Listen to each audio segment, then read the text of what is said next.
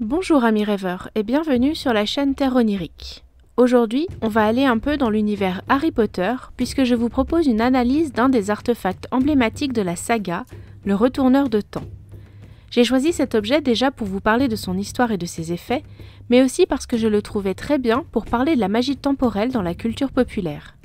Cette vidéo a donc deux parties bien distinctes puisque la première partie se concentre sur le retourneur de temps, tandis que contrairement à d'habitude, la seconde partie sera basée sur la magie temporelle elle-même, plutôt que les adaptations de l'objet dans la culture populaire comme je le fais d'habitude. Vous êtes prêts? Eh bien dans ce cas, bon voyage!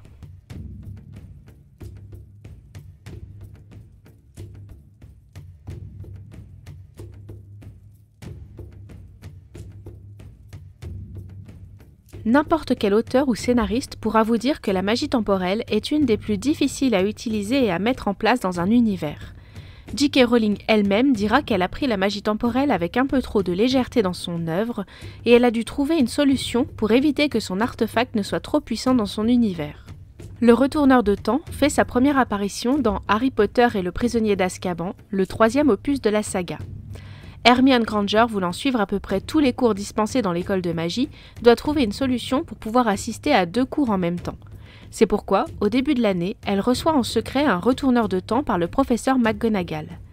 Dans le livre, l'objet est décrit comme un tout petit sablier enfoncé dans 3 cercles d'or sur lesquels sont gravées des écritures. Tout au long de l'année, grâce à son retourneur de temps, Hermione peut assister à ses cours, mais elle a reçu l'ordre de n'en parler à personne. Ce n'est qu'à la fin du livre qu'Hermione montrera le petit sablier qu'elle a autour du cou à Harry, et on apprend au passage que le tourner une fois fait remonter 1 heure dans le temps. Grâce à ça, Harry et elle vont pouvoir sauver Buck, l'hippogriffe, et Sirius Black. Déjà à ce moment-là, Hermione donne quelques règles concernant l'utilisation de l'artefact. Elle précise que de nombreux sorciers sont devenus fous en se croisant eux-mêmes et qu'il faut donc être extrêmement prudent pour éviter de rencontrer des gens qui pourraient s'étonner de les voir à 2 endroits en même temps. À la fin de l'année scolaire, Hermione rendra le retourneur de temps à Dumbledore, préférant choisir un peu moins de matière à suivre et trouvant également l'artefact trop contraignant et épuisant. Dans Harry Potter et l'Ordre du Phénix, le 5e livre de la saga, Harry Potter et ses amis vont au département des mystères, dans les locaux du ministère de la magie. Ils vont se battre avec une bande de mange-morts et au passage, J.K. Rowling va préciser que tous les retourneurs de temps ont été détruits dans l'explosion du département des mystères. Elle était d'accord pour dire que l'existence d'un tel objet allait à l'encontre même de la logique, puisqu'il aurait pu, en théorie, régler n'importe quel problème. C'est dans le petit livre Poudlard, le guide pas complet et pas fiable du tout que l'on va en apprendre plus sur le retourneur de temps, puisque J.K. Rowling y écrit les règles plus précises quant à son utilisation. Elle y précise qu'un sorcier ne peut pas remonter de plus de 5 heures dans le temps sans risquer de très lourdes conséquences sur sa santé. Elle donne l'exemple d'une sorcière qui est remontée 5 siècles en arrière, qui est restée coincée 5 jours, et à son retour dans le présent, elle avait vieilli physiquement de 5 siècles, causant inévitablement son décès. De plus, J.K. Rowling précise que non seulement cette sorcière a changé l'existence de tous ceux qu'elle a croisés, mais qu'en plus à son retour, dans le présent, 25 personnes ont disparu d'un coup, comme si leur existence n'avait jamais eu lieu. Dernière répercussion, le jour du retour de la sorcière a duré près de 48 heures, tandis que le surlendemain a duré à peine 4 heures. Avec ces précisions, J.K. Rowling a voulu bien montrer les lourdes conséquences qu'il y avait à jouer avec la magie temporelle.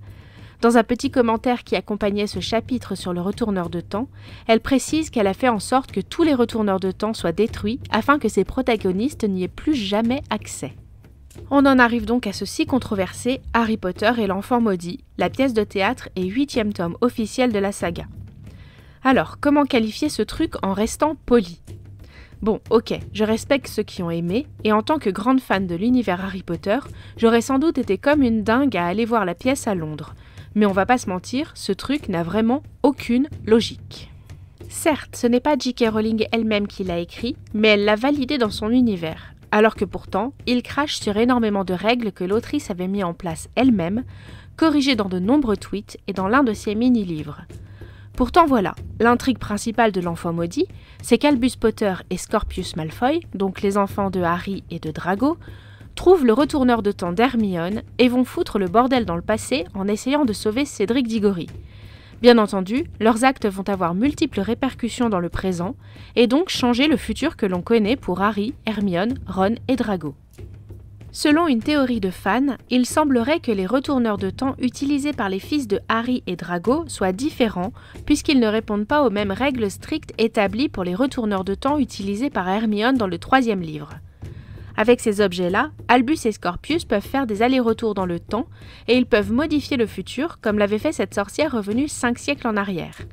Là où l'objet utilisé par Hermione fait qu'elle est dédoublée dans le passé et elle ne peut pas revenir dans le présent. Elle est obligée d'attendre la fin du temps remonté pour ne plus être dédoublée et reprendre le cours du présent. Si cette théorie s'avère exacte, vu qu'elle n'a pas été confirmée par Rowling, elle rendrait l'enfant maudit un peu plus logique, même si normalement les enfants auraient dû avoir des séquelles de leur voyage. On va laisser un peu le retourneur de temps de côté, puisque comme je vous l'ai dit dans l'intro, parler de cet objet était surtout un exemple pour aborder la magie temporelle à travers les œuvres de la pop culture.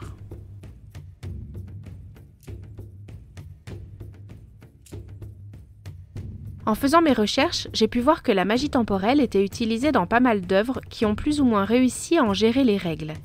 J'ai conscience de n'en citer que peu d'exemples, vu que je vais principalement me concentrer sur le jeu de rôle et sur quelques super-héros Marvel et DC, sachant que la première partie de cette vidéo consacrée aux retourneurs de temps était déjà un gros exemple en soi. Allez, on retourne dans l'univers de Donjons et Dragons, ou plutôt devrais-je parler de multivers dans ce cas-là, puisque dans les très nombreux univers qui ont été créés, la magie temporelle est totalement interdite, que ce soit pour la magie divine ou pour la magie profane.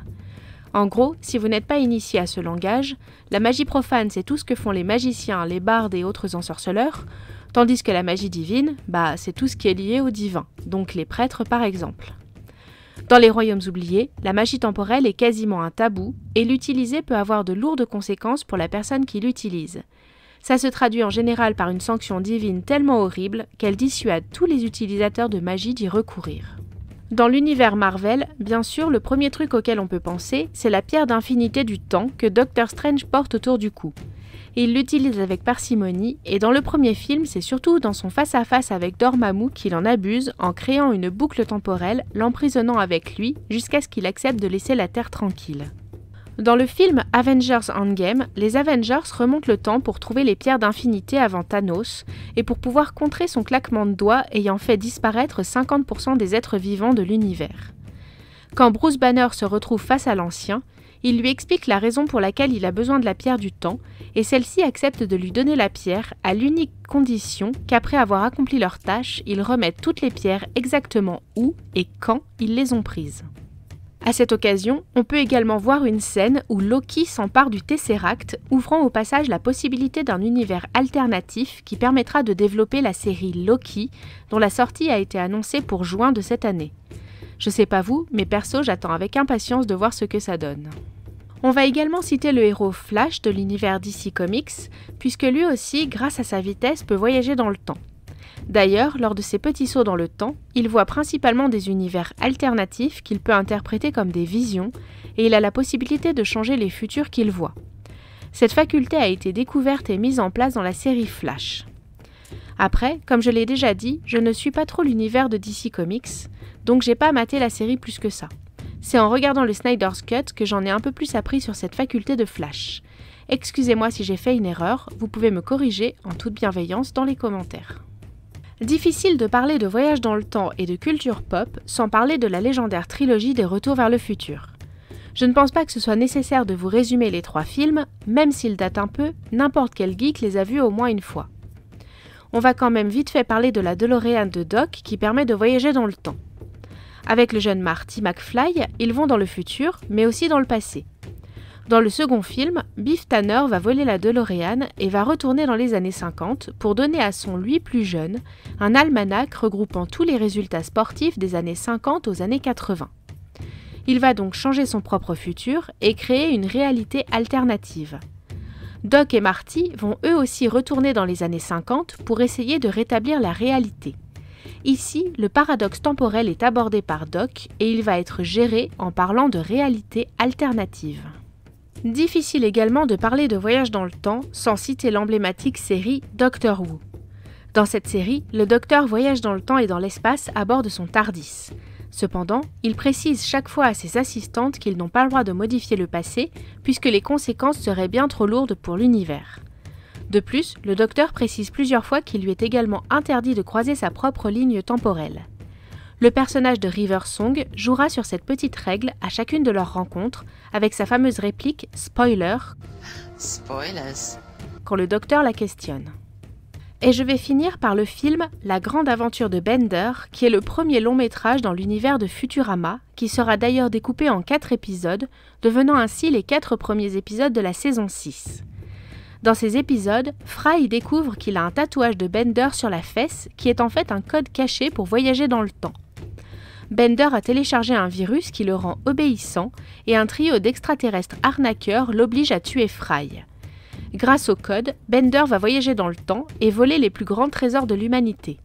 Fry devra fuir dans le passé, où il reprendra sa vie laissée en suspens, tandis que Bender le traque toujours pour le tuer. Ici encore, le paradoxe temporel est abordé, et il est tout de suite réglé par l'intervention de Nibbler, qui expliquera que c'est le code ultime qui permet de voyager dans le temps sans créer de paradoxe. Il existe encore bien d'autres exemples de voyage dans le temps dans la culture populaire, mais on va en rester là pour aujourd'hui.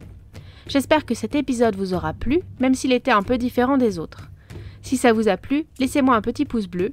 Vous pouvez comme toujours me proposer des sujets à aborder dans les commentaires et pensez à vous abonner si ce n'est pas déjà fait, ainsi qu'à me suivre sur mes réseaux sociaux. En attendant, je vous donne rendez-vous la semaine prochaine pour un nouveau voyage sur les terres oniriques.